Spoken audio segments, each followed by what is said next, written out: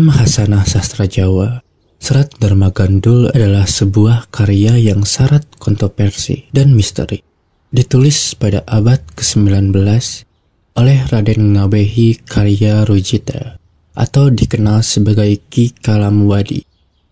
Buku ini menggunakan bentuk dialog antara Dharma Gandul, seorang murid, dan gurunya, Kalamwadi, untuk mengisahkan peralihan zaman dari kerajaan Hindu-Buddha ke Islam di Jawa. Namun, yang paling menarik dan sering disembunyikan adalah perspektifnya tentang keruntuhan Majapahit, Imperium Agung Nusantara yang dikisahkan bukan semata karena serangan luar, melainkan karena pembusukan internal, pengkhianatan elit, dan dinamika spiritual yang rumit. Dalam narasi resmi sejarah, kerajaan Majapahit runtuh setelah diserang oleh Kesultanan Demak di bawah pimpinan Raden Patah, putra Raja Brawijaya itu sendiri yang memeluk Islam. Namun, Dharma Gandul menawarkan sudut pandang yang berbeda. Buku ini menggambarkan keruntuhan Majapahit sebagai akumulasi dekandensi dari moral, di mana para bangsawan dan pemimpinnya telah kehilangan tata krama etika dan kesaktian kekuatan spiritual. Raja Brawijaya, sang penguasa terakhir, digambarkan lemah dan terlena oleh nafsu duniawi, lalu lalai menjaga harmoni antara manusia dengan alam. Yang lebih kontroversial, Dharma Gandul menyiratkan bahwa masuknya pengaruh Islam ke Jawa tidak sepenuhnya damai. Tokoh seperti Sunan Kalijaga dan Wali Songo dihadirkan bukan hanya sebagai penyebar agama, tetapi juga sebagai aktor politik yang memanfaatkan perpecahan internal Majapahit. Raden Patah misalnya disebut sebagai simbol pemberontakan anak terhadap ayah, sebuah metafora pengkhianatan yang meruntuhkan tatanan kosmis Jawa. Banyak sejarawan menduga bahwa Dharma Gandul sebenarnya adalah alegori untuk situasi Jawa pada abad ke-19 di bawah penjajahan Belanda.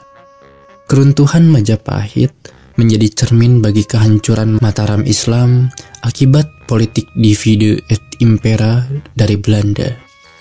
Karya ini mungkin sengaja ditulis dengan bahasa simbolik untuk mengkritik hegemoni asing tanpa menarik perhatian penguasa kolonial. Namun, narasi ini juga dianggap disembunyikan karena bertentangan dengan versi sejarah yang lebih dominan, terutama yang dikonstruksi oleh pemerintah kolonial dan elit Jawa Muslim. Bagi sebagian kalangan, kisah Dharma Gandul dianggap terlalu sinis terhadap Islam, sehingga tidak diajarkan secara terbuka. Padahal, sejatinya buku ini lebih menekankan pada kegagalan moral manusia daripada konflik agama itu sendiri. Dharma Gandul tidak hanya bicara tentang masa lalu, ia mengajak pembaca merenungkan pentingnya menjaga keseimbangan antara tradisi dan perubahan, antara spiritualitas dan kekuasaan. Karya ini juga menyimpan pesan tentang bahaya keserakahan, pengkhianatan, dan hilangnya jati diri, tema yang tetap relevan hingga kini. Meski dianggap sebagai fiksi sejarah oleh akademisi modern, daya pikat Dharma Gandul terletak pada keberaniannya membongkar hal tabu.